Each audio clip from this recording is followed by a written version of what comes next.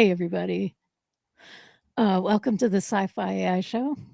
In a world where touch and voice once defined control, what happens when your thoughts become the command line?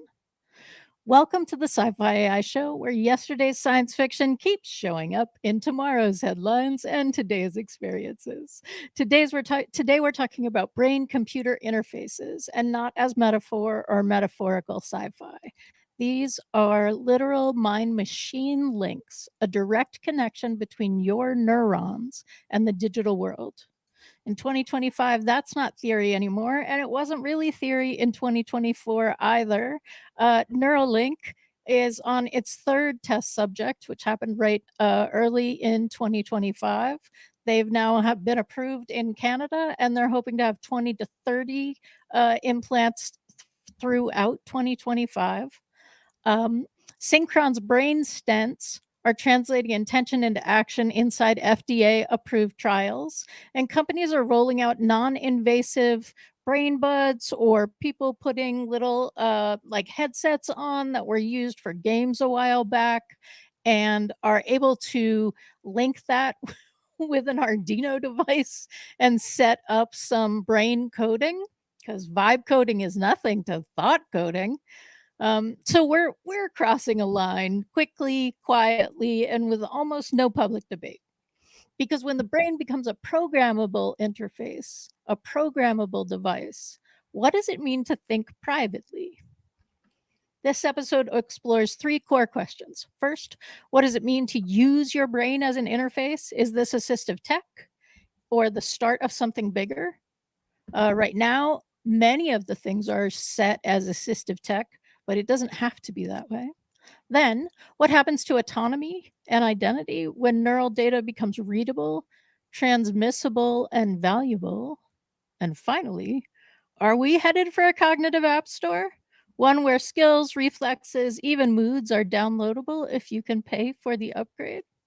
So tune in, because when software runs in your head, who gets to write the code? All right, let's dive in. Andy, this episode was inspired by a news story that you shared on Wednesday about Synchron. Will you just do a little brief update for us remind us what that was about? Yeah.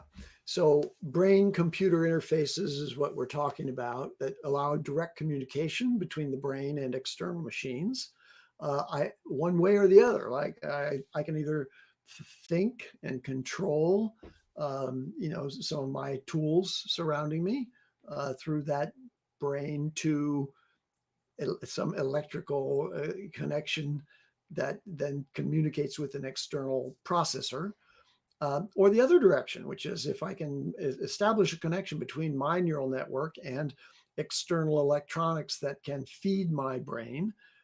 In the science fiction realm, we can imagine immediate knowledge and or capacity that it wasn't pre-trained or isn't a part of the basis of your experience. So there are different approaches to the brain computer interfaces.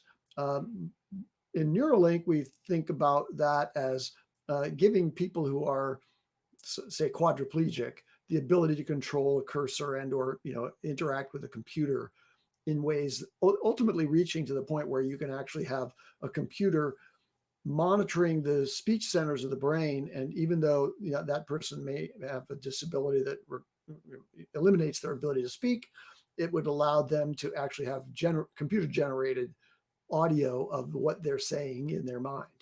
So Neuralink, I believe, actually does try to splice their connections directly to neurons. But Apple is taking a different approach in their collaboration with a company called Synchron.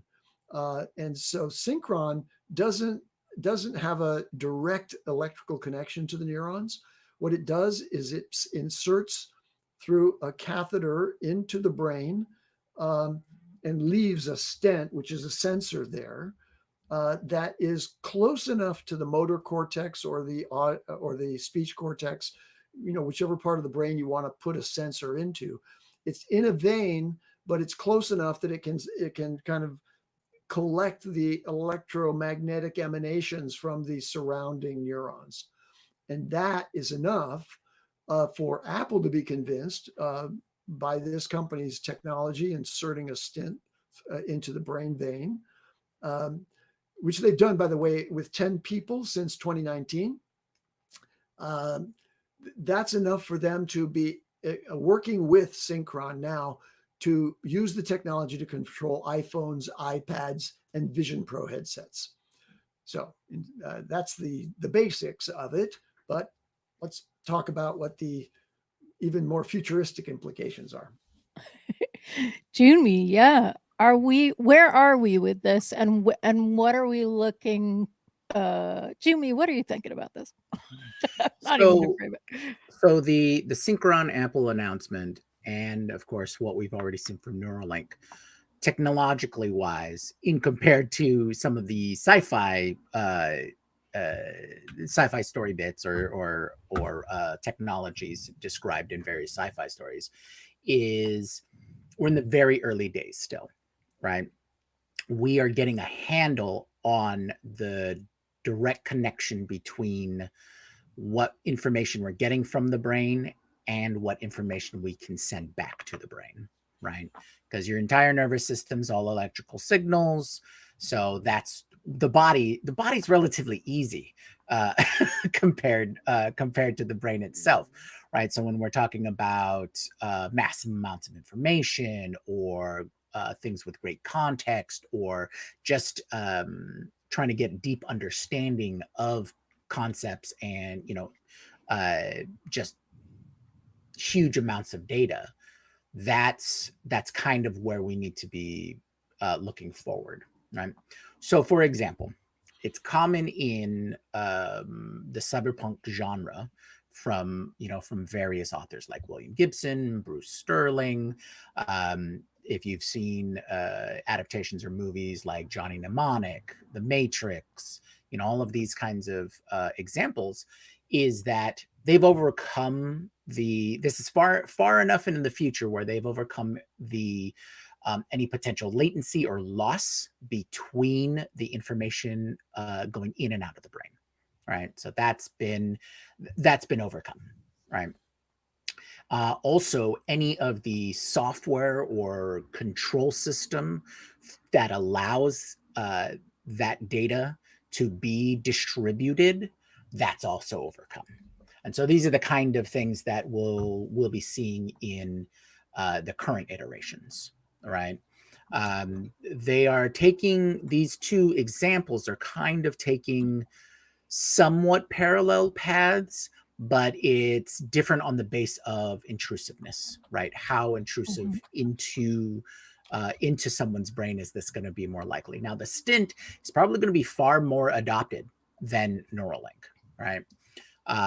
And the choice for that is most likely, since it's Apple, it's most likely so that you can get more people using their devices, in a more connected way or a more direct way.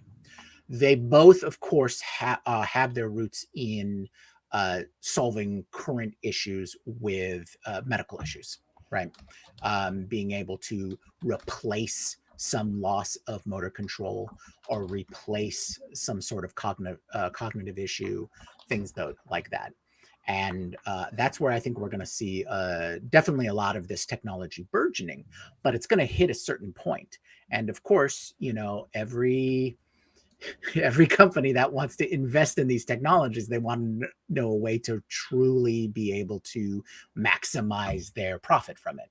So that's going to move it from simply a medical issue solving technology and into a additive sense, right? Where we're increasing capability, right?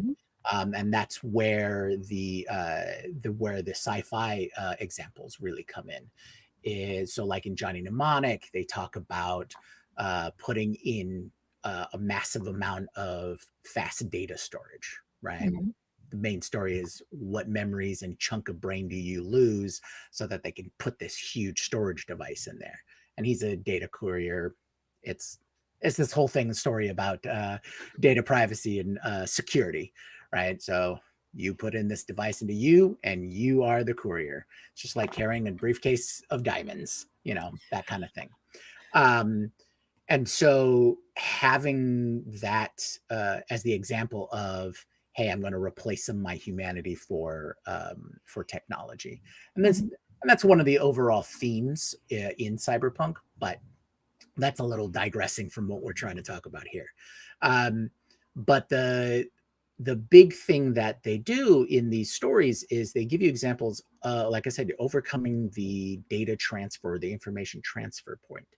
And that allows you to really start controlling your larger world, right? Because if you can put in, instead of having to have the keyboard and mouse and computer that you're working at, but you can plug directly into some major network or even bigger hardware and use that directly, your thoughts travel much faster than anyone could type something, right? And so this is to get you through a larger throughput, a larger bandwidth, faster interactions, and those kinds of things.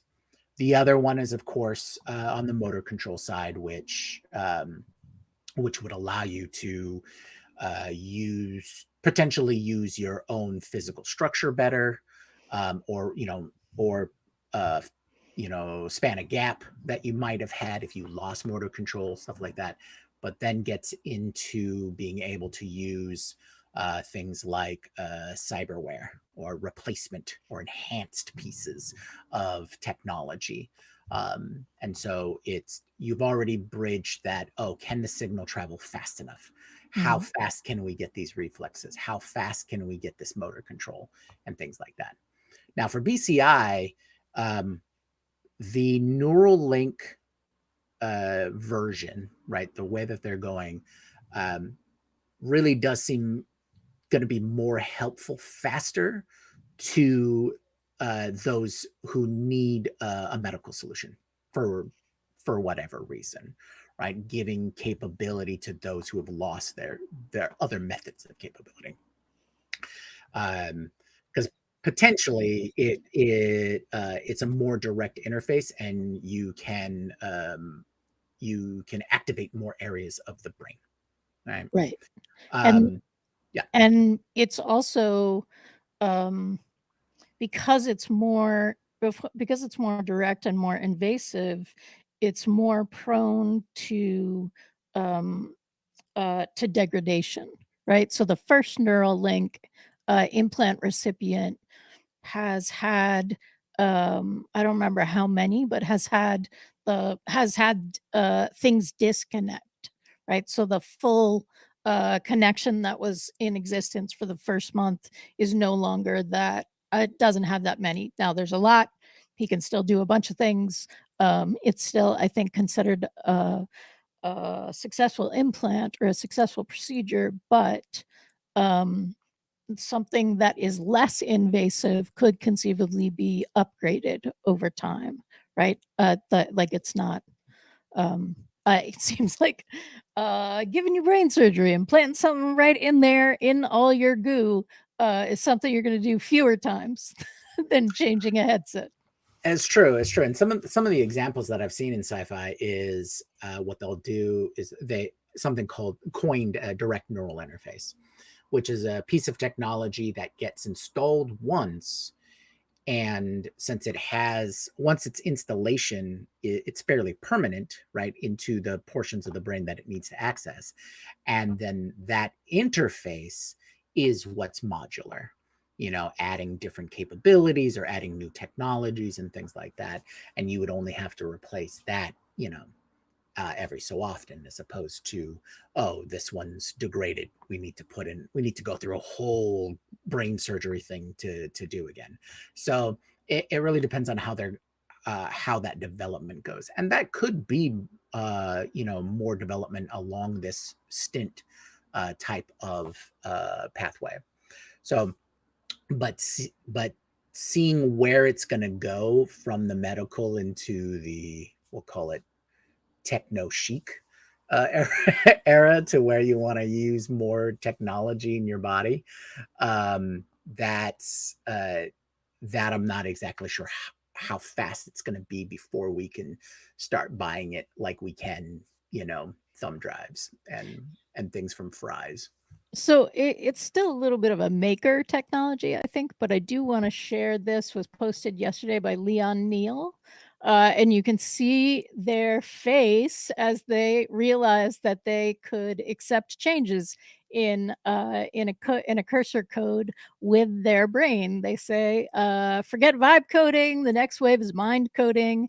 I just accepted all changes in cursor.ai with my brain using a $20 toy that reads your brain's electrical activity, and an Arduino that can control your keyboard by just focusing. They're offering to make a tutorial, and they've confirmed that it is in fact this repo of Kitsch Patrol, and it's designed for reading NeuroSky EEG brainwave data, and it's tested with a couple other things as well. I went into a pretty big rabbit hole last night, last an hour or two, just looking at like what are the things that could also give this EEG data. But I imagine that many of us would have this expression, right, on our first successful, like, wow, I just thought something and I made it happen just like that.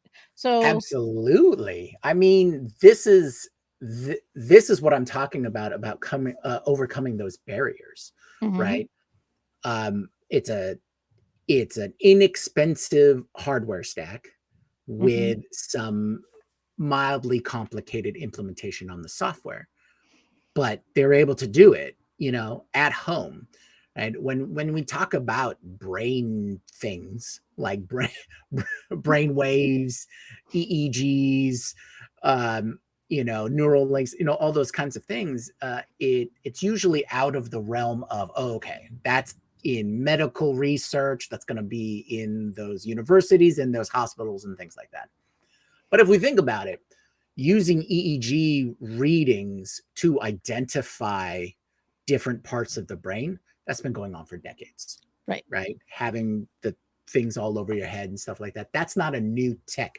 It's been getting better and better, and obviously better enough to where you can cobble together your own brain control system.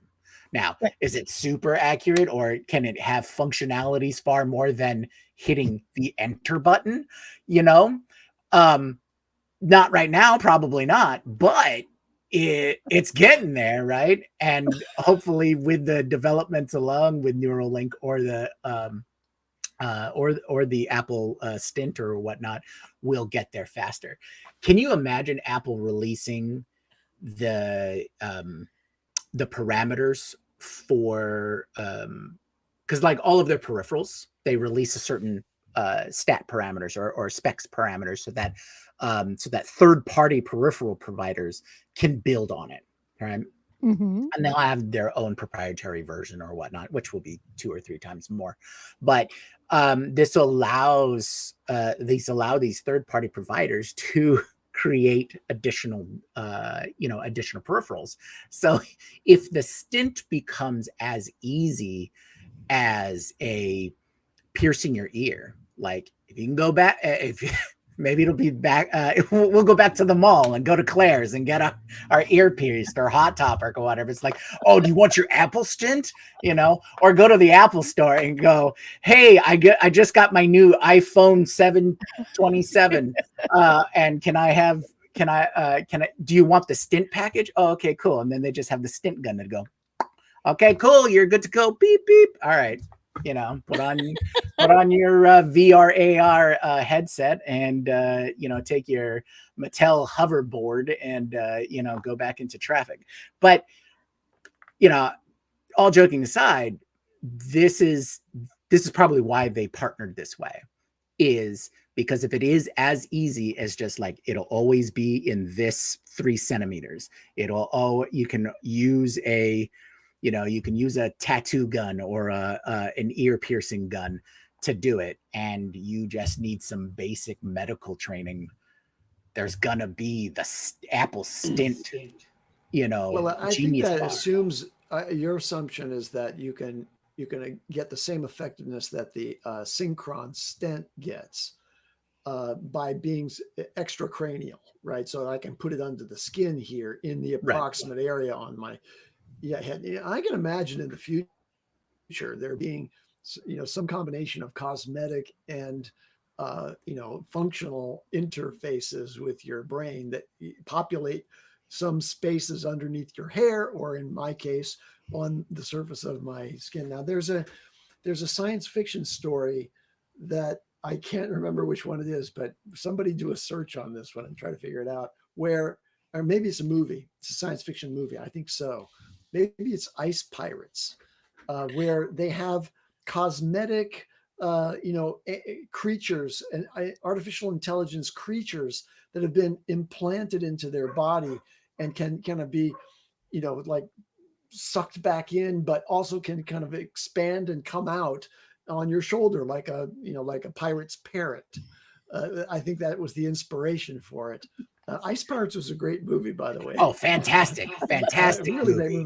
movie. It had everything in there. Time travel. It was fantastic. Love that movie. You want epitome, Roger Corman sci-fi schlock. Go watch Ice Pirates. I want to watch it again this weekend if I can find it. It's so good. Anyway, that's the kind of absurd cinema that I like. I don't really so much enjoy the ones that go too close to reality, frighteningly close to reality. I like the more campy ones like that. So one of the things that you all are making me think of is the story of the, I think it's Betty Crocker cake mix early on. It's possible when that came out that you didn't need to do anything but add water, right?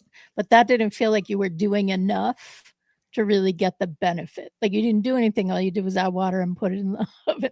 So it makes me think like, ooh, it's better if it's just a tiny bit painful and it goes under your thing. Cause now look, I've done something. There's like a real thing as opposed to I just put like a temporary tattoo on or like, whatever that less invasive interface might be. Well, we should really tap into the biohacking subculture, Andy. And, these are the people who put in the RFID tags under their skin. They're probably following this really, really well or really, really closely. I mean, for me, I'm not too hesitant to go down that route. What I would like to do is replace all the things that are starting to break down, like eyes.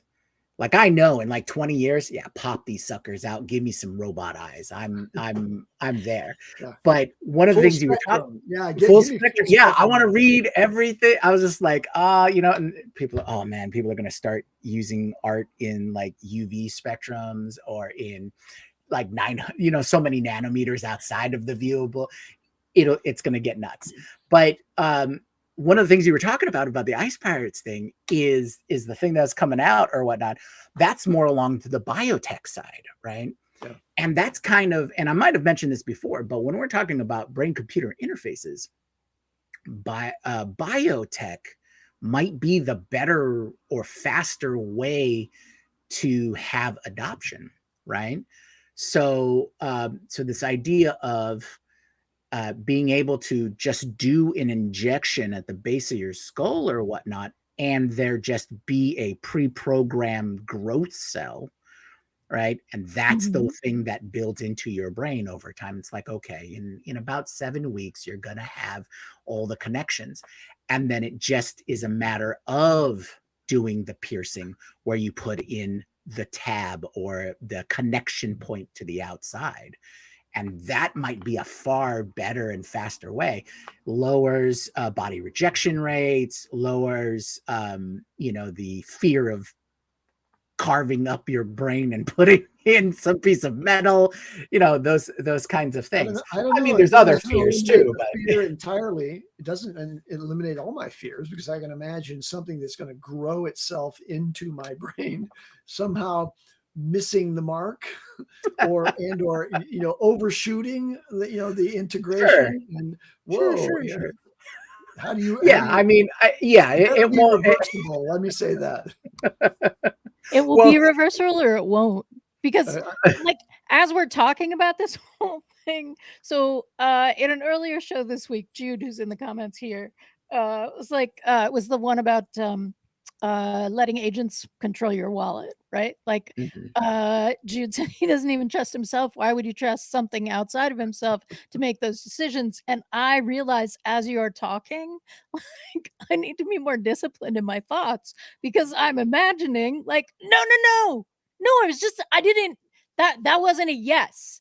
That was just like imagining what it would be like if I did accept those changes. That was not the acceptance of the changes. Like I am going to be much I am not a Yeah. candidate for this until I have more disciplined thoughts. Well, that is a completely valid point because, I don't know about you, but sometimes my mind will just wander about stuff. I'll let it just like, oh, what about this? And what about that? And what about this? Right. And if that's connected to a device that's just, if you think about something, something happens. Okay. No, we need a filter system. We need I need to think of a certain thing to like activate it. I have to say Alexa or I have to say Google, or something along those lines. But that's why I like the biological part, because if it is biological, then and we're able to like use whatever the brain's system is. If I really want to just wander thoughts, I'll just unplug, or I'll plug back in as I need it. I am wary of the wireless ideas that are out there. Right. That's a little too, I don't know, that points out my that points out my paranoia a little bit. Wait, you want you want Bluetooth access to my brain box? Right. I'm gonna have to take a second to think about that. Well, But and that's common technology too. It's not brain, but it's right, you put the uh what is it called? You put the round chip that is attached to your arm that's inserted and it mhm, is a continual blood glucose monitor. And then mm, you can scan with your iPhone, right? Connects that way. Now I can see what my blood sugar is.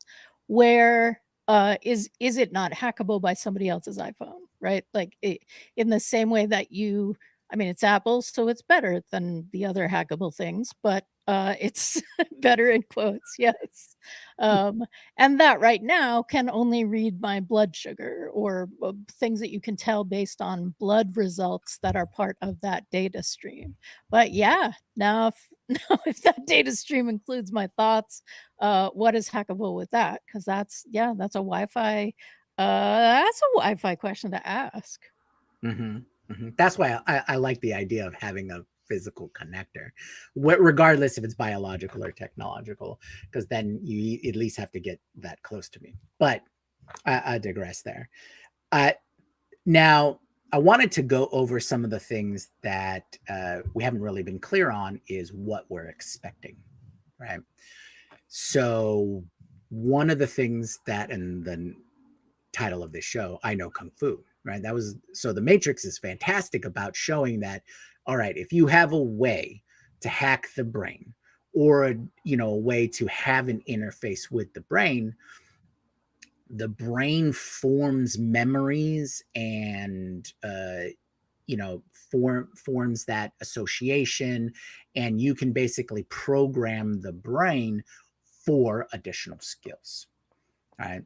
So for something like kung fu, if you can break that down into a way the brain will learn it, build the connections between the neurons and have that associated muscle memory and those kinds of things, then that's a fantastic leap. Now, how far to get to that point? I think knowledge and straight informative kind of data sets, that's relatively easy, right? It's just straight mnemonic associative learning that can just be put in there. And if it's a biological technology or technology, then that just means what is inserted into your brain or what is inserted through that growth nodule can just be a chemical compound that, or RNA sequencer or whatnot, that can just rewrite or learn that nodule to learn kung fu, or in this case knowledge base. So astrophysics, you know and then that way, whenever your brain, when you try to think about astrophysics, it goes to that nodule and then brings it back out. So maybe even over time it becomes a permanent, into your normal neural network of that knowledge. So there may be at the point of time, or a point in the technology, that you can learn far more quickly about those straight informational bits, things that you would learn from rote memory, book Right. knowledge, so to speak. But also, monkey see, monkey do kind of stuff. The mirror neurons, right? If I'm in tuned with you and I'm in that particular learning space, it's how kids learn a bunch of stuff, right? I see you, it activates the same parts of my brain that would be activated if I were physically doing the activity, and therefore I'm more prepared to do the activity after watching, right? Absolutely, absolutely. I can tell you, I have learned at least half a dozen levels, and and even more, just video games when I was a kid, from watching my friends play Super Mario Brothers on the NES. It's like, oh, that's where I learned there are warp zones. Up, that I know takes a double jump. Oh, I know on this level I can just info jump on this Koopa shell and get infinite one ups. So all of that just comes from watch. Oh, okay, that can be done. Oh, okay, and then I'm associating the actual controllers when I start playing. It's like, okay, I know what these basic functions are. So yeah, I can totally see that method. I think if you add on more of these mnemonics, because that's essentially, they're just different kinds of mnemonics to help reinforce that information, I think that's even better, right? You could have your data stream that goes right into your brain. You can layer that on top of watching, or being immersed in a simulation of that knowledge, teaching you that kind of stuff. And this would increase the quickness or the speed of how fast you can learn more in-depth concepts. And as that's more and more developed, the faster and faster it become. So maybe at some point in time, you can get your entire PhD, in an afternoon. Wow. So Because then the next piece is, for me, that makes that come, is that it's so we've addressed bringing it into your brain so that it is there. The next piece is to be able to access it and apply it, right? So apply the knowledge, create outside the knowledge, or apply the movement and be able to do the movement smoothly, even though you haven't actually physically done it in your actual body. You've done it in your imagined body, right? You've dreamed it, essentially. Andy, what are you thinking about all this? And you may be muted. Thank you. Thanks for the reminder. I just I'm troubled by the conversation, only because I am so sensitive to the age-related degeneration of the brain. Like, as you get older, your brain actually shrinks, and so that creates this demand um, to sort of augment your brain capacity as you lose the biological progression is a degrading one. But at the same time, the brain at that stage is not as plastic and or receptive to interventions. And so this creates pressure to implement the augmentation earlier and earlier in the life cycle, when the brain is more receptive to those kinds of interventions, so that you're actually having a brain machine interface somehow. Uh, and I feel like it's kind of a creepy feeling to even think about doing anything with your brain, because we have so little sensation, despite the reality of headaches. You have really no sensation of what's happening up there. Like, you can have brain surgery and there's no anesthesia required, actually, because there's no pain receptors up there. There's some vascular headaches that happen really at the surface of the brain, and refer in your sensation of it, they refer back to the interior of the brain, but there's just not that going on. You can imagine a sensory mechanism inside the brain would compete with all of the neural interactions. So I know I'm kind of spinning out of control here, but it's only because I would have personally a great hope and expectation that there is a future technology that could arrest the what regression of the capabilities. But at the same time, I'd be very, very nervous about anything that tries to interact with this delicate thing. So the conclusion of all of that is to say, I think that more interesting will be not the, except in rare cases where you really don't have the ability to access sufficient information about the activity of the brain through external sensors like the ones that you're shown with the toy that's reading the brain signals. I'd like to see the technology develop beyond Neuralink and or synchron stent, so that you don't have to go into the brain to do it. You can actually get what you need from exterior sensors. That kind of allows me to kind of spin over to another thing that was a circuit in my brain here as you guys were talking. And that is, in the example of the guy who's working with the toy and being surprised, did that particular demonstration, which I haven't looked at, did it suggest what his internal actions were that were so clearly interpreted by the sensors that he could actually do something about it? Did he have to blink 3 times? No, I don't know. Was it purely on a thought basis? All he had to do was think about it, and it happened. Did he have to do training of the Arduino board to know that when he thinks this thing, that's the output of this sensor, and that therefore he wants to be translated into this action? All of those complexities are also a part of my nervousness, my Right. anxiety about the idea of just how effective would be something that's such a a difficult intersection between the brain and the external machines that we would want to operate with it. You don't really want to go through the process of Neuralink if what you find out is, after 3 months, it's not working at all, and it's actually confusing and Right.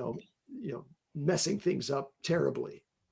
Well, and even Junmi's thing, Junmi used the words, you would inject something and then it would have a growth factor, or it would grow for a certain amount and then it would be ready. And every time we talk about like, oh, let's just say go grow, I'm like, I want like to be reassured about the stop growing function that is part of the grow function. Because of course, if it doesn't stop growing, we've just injected cancer into our heads. Oh, for sure, for sure. If our body had grown it naturally, it would be considered a cancer, but it could be a useful one. Uh, now, the examples that I've read about this in sci-fi is it's usually a combination of chemical sequence, a viral package, and or nanotech, right? Okay. So the nanobots take the resulting material that's provided and what components of your body, and starts putting it together. And then Okay. once it's reached its blueprint, then it stops. And I those don't know usually why I feel better about the little tiny robots who have a blueprint and promise to stop when the blueprint is achieved, but I do kind of feel a little bit better about the little tiny robots. there's helpers. I don't know. Is there a blueprint for the other stuff? And like your builders just get confused and just keep building stuff in your brain. Yeah, Yeah. I think it really just comes down to the technology being advanced enough to have all of the built-in stops. The stop goes, we know how to turn on certain certain sequences in cells now. We can vat grow or grow additional organs or appendages on other pieces.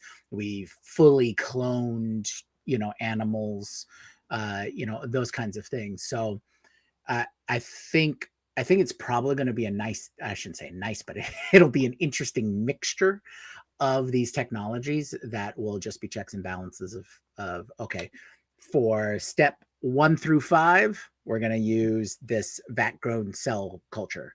Through step 5 through 10 or 6 through 10, then it's going to require this kind of thing. I look at it as a multi-stage rocket. Right? There are so many stages. They all need to activate in sequence, and then you get a satellite or a ship out in orbit, and those kinds of things. So I think it's just complex systems, and I like the idea for anything that takes time to fully set, because that gives you multiple stopgaps before you reach a point of no return or anything like that. I'm sure as the technology goes and the demand goes for faster and faster and faster, but that might be a different development of the technology. And I'm always assuming that cheap hardware and technology solution, while more difficult to implement, a little more finicky, that's going to be the go-to for a lot of people, and it'll be more of the fine high-end body sculpting and culture development of biotech will be the more expensive option. Mm-hmm.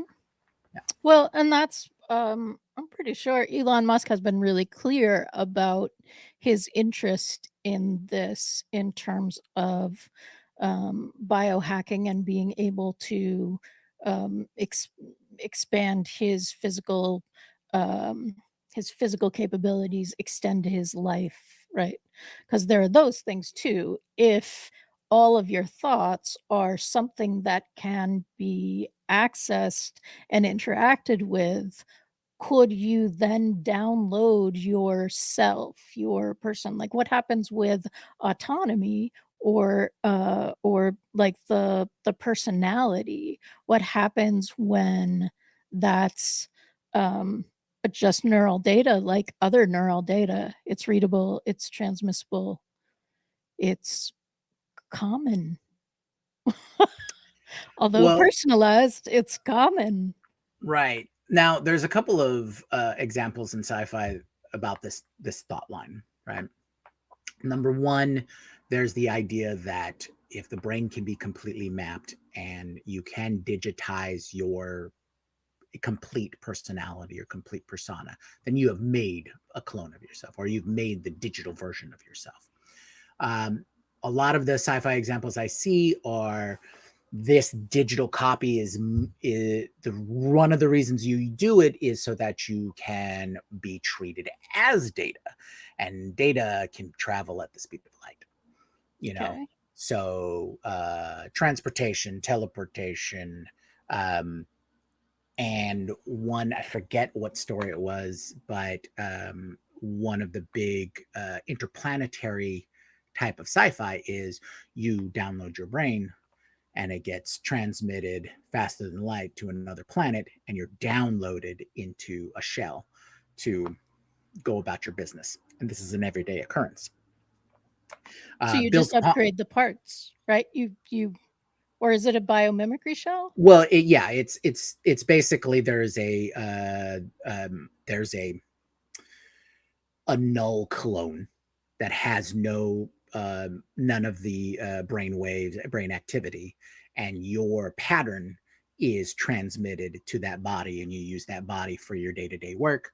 Then you go back you go back to be transmitted back into your body, which has been sustained in the transit center. So That's reminiscent to something that most people will have seen, which is Avatar, where they've developed oh some yeah. technology where uh, you basically are in like a goopy soup kind of unit that's monitoring all of your brain activity.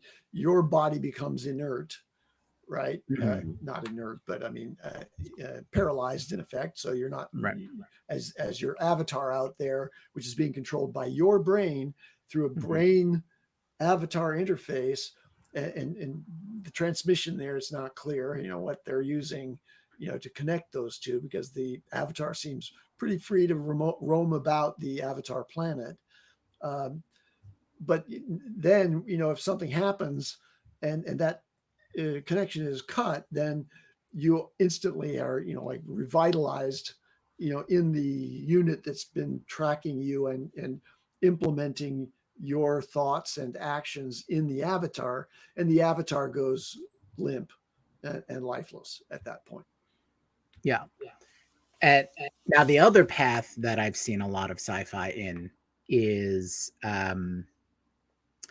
is keeping the integrity of yourself, right? Your presence, and that is recorded but used as it's just a different medium. Instead of having a brain, you are encoded onto some sort of storage medium, and that storage medium is then transferred or used to transfer your consciousness, your pattern into X, Y, and Z. So this is sometimes used to put your mind in a box, and that box is then installed into whatever there's available. That could be a robot, that could be a spaceship, that could be a data center, but you yourself is intact. Along those lines, there's if you could create a fine enough simulation, then you can simply be uploaded into the simulation and continue theoretically forever that way, as long as the simulation system could be maintained. One of the newer sci-fi called Altered Carbon has an interesting take on this, in that you are recorded essentially into or transferred into a storage medium, and then you are simply inserted into a new body, right? And so the Altered Carbon storyline takes place. It's also a great narrative cheat for switching out actors uh, mid-season or between seasons. I But it goes to that same character. Joe Bob, the character, is now in any type of body that Joe Bob could be transferred to, and then so much time can span, because if everyone's relatively immortal, right, then all kinds of other societal things come along with that. So making people live longer, or along those lines, or being able to keep people around, that's gonna shift, and you have humanity questions along with that. It's like, oh well, I mean, if you can live to 200, that means you can work twice as much, right, for twice as Right. long. If you live for 1,000 years, does that even really matter at anymore? At that point, um, where's the conflict in understanding how society has changed while you've been offline? What if you're on the shelf for 50 years and then you get plugged back in? It's an out of time kind of thing. How much will things change in those 50 years if the technology is so good, or to a certain point, that you don't need anything. Mhm. So does technology slow down once we've reached certain limits, or does it, is there an upper limit once, you've attained everything beyond what you can conceive now? But I think those are Well, larger questions. that's like the goldfish question, right? Hmm. I mean, the goldfish doesn't grow beyond the size of the environment. Otherwise, it outgrows its environment. And I'm not sure we have that goldfish instinct. I'm not sure humans have that goldfish instinct or have enough of a sense. I mean, maybe individually we would, but I'm not sure that we have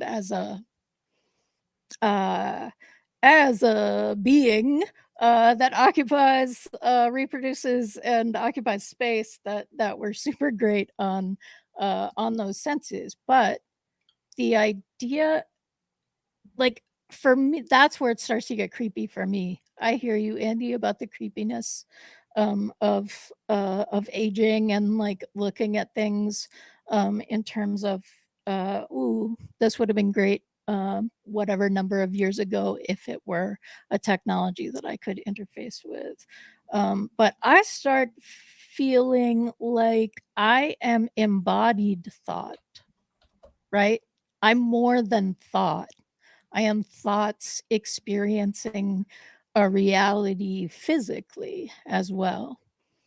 And I'm thoughts that have different physical experiences in reality, right? I have changes happening. I have things that are hard for me to do that used to be easy, and those sorts of things. But that's still my experience. And there's a part of me that is wondering, like, if you could just turn me into carbon and insert me into a different physical experience, would I lose some of myself? Right? What am I? Right. Am I? Okay. So in the cyberpunk genre, there is something called cyberpsychosis. Right. So this touches upon a little bit of that idea, to where the we are so, and we talked about this, and I think Andy's mentioned this before, is we are temporal creatures, right? We have our sensor packages. We live in our reality as we can understand it. And so when you start removing pieces of that, then your mind doesn't necessarily know how to adapt to it. And so this concept where there's this disconnect between, along the lines of, if you've had phantom limb syndrome and those kinds of things, like, you really think that that's there, but it's not there anymore.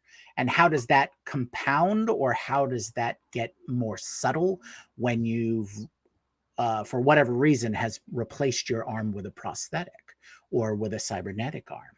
It has the same kind of sensors, but it's not the same.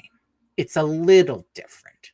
And those compounding little differences is sort of like, that's what makes it a little more a subtle kind of thing, like a growing psychosis and that kind of sensation. Same kind of thing is like when you start just taking so much fatigue, and your body just like, that's too much. The rubber band has snapped, you know. And but through technology and through replacing pieces of you or adding new things to you, there is a potential for having an experience that we as humans don't have a natural way to adjust to it. And so it's possible that that could be a drawback from doing these transfers too quickly, or these replacements too quickly. It's not, when we go from solving a medical problem, solving for a loss or a gap, and moving the um, to the desire of additional ability, or beyond human, that has its own additive nature to that potential problem as well. It's like I can do something beyond human. When I mean, there's plenty of stories like, in the fantasy genre, when a superhero or somebody suddenly gets superpowers, whether that be, lightning from their hands or being able to fly, that's going to change your brain a little bit. How do you deal with something when you are no longer like everybody else and it's clear that you aren't? There's a big storm happening in my area. Lost power. In my experience, I said something about losing myself, and then boom, I lost y'all. That's hilarious. I'm not sure why you're still on, but I'm delighted that you are, and thanks for noticing that I left, Gareth.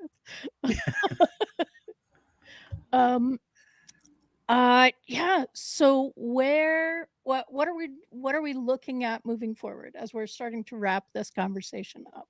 What have we learned? What are we looking for? What is the button for closing this?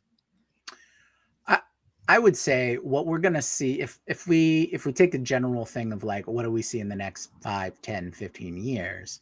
I think what we will see are continued development in this BCI type technologies, and it will solve for a lot of medical situations. I think we will see in the next 5, 10 years that people are going to get near replacement of any loss, whether it be motive, motion loss, or motor skills, or those kinds of things. It's going to open up so much more for them, right? So I think that progression, we're definitely going to see some people have a whole new lease on life, right? On the other side of things, I think in that time period, we will probably see specialized instances of where like the stents and or the external rigs or those kinds of things, right? This is when we talk about haptic systems and a better UI, right? A better user interface to be able to use more of our own built-in sensors and motors and things like that to interact with whatever environments. So I think that's that next step. But it's always what we have learned just doing the show in the last 2 years for DAS is making predictions are unwise, because the tech will just slap you in the face and go, you thought it was 5 years, it's 2 months, those kinds of things. Right. So just for framework, but those are the kinds of things I see as the next step.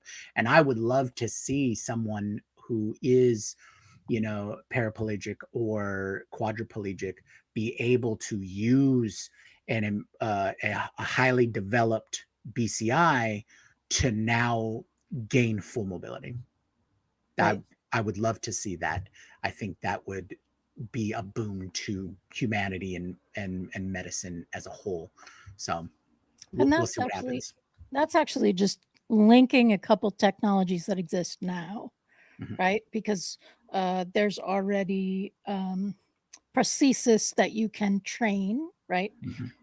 To respond to your thoughts about opening your hand or grabbing something or those sorts of things.